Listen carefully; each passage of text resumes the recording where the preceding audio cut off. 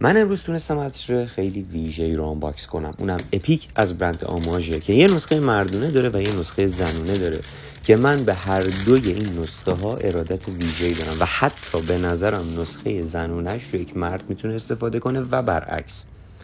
وقتی این عطر رو شما در دستتون میگیرید یه چیز ویژه‌ای داره، هم رنگ این عطر، هم شیشه این عطر و از همه مهمتر بوی این عطر که بسیار بوی خاص و ویژه‌ایه و من خیلی کم دیدم کسی از این عطر استفاده کنه.